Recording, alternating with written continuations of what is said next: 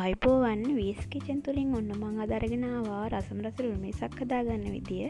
කඩේ වගේ රසට හදාගන්න තමයි මං අද යන්නේ. බලමු මේකට මොනවද අවශ්‍ය කරන්නේ කියලා.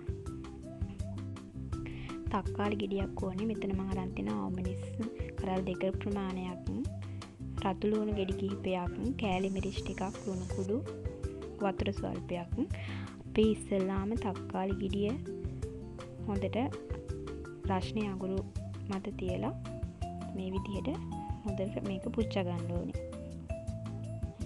මේ තක්කාලි ගෙඩිය පොත්ත ඉවත් කරගන්න පුළුවන් විදිහට පුච්ච ගන්න. අපි මේකට ලේසි වෙන්න තක්කාලි ගෙඩියට ගෑරුප්පුව එක ගහලා මේක රිපේ තියලා පුච්ච ගත්තාම ලේසි අපිට ගන්න. වගේම අනිත් පැත්ත හරව ගන්න ලේසි.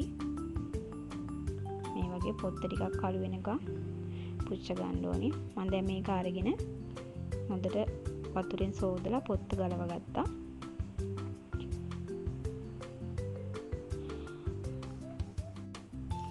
දැන් අපි බ්ලෙන්ඩර් කප් එක අරගෙන මේකට ඉස්සෙල්ලාම කෑලි මිරිස් ටික එකතු කර ගන්නවා. දැන් රතු ලුණු ටික දාගමු. ආව මිරිස් කරල් දෙක දාගන්න ඕනේ.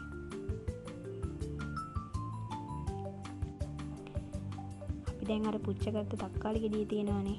ඒක මේ විදිහට හොඳට ගෑරුප්පෙන් පොඩ්ඩක් පොඩි කර ගන්නවා. මේ විදිහට හොඳට පොඩි කරගෙන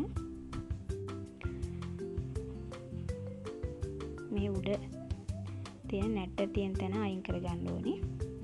අයින් කරගෙන අපි දැන් මේ තක්කාලි ගෙඩිය මේ බ්ලෙන්ඩර් කප් එකට දා ගන්නවා.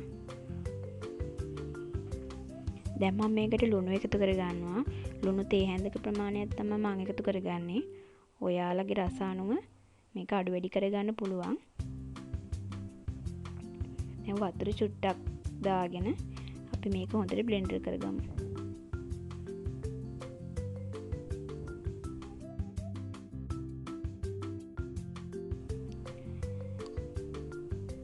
මම දැන් මේක අඹරගෙන ඇවිල්ලා තියෙන්නේ.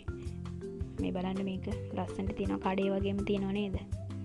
ඔයාලට මේක රොටි එක්ක, පාන් එක්ක, වඩේ එක්ක, ඒ වගේ දේවල් එක්ක මේක මේ වගේ පහසු වීඩියෝ බලන්න අපේ channel එක subscribe කරන්න. ඒ වගේම like එකක් දාන්න, comment එකක් දාන්න අමතක කරන්න එපා.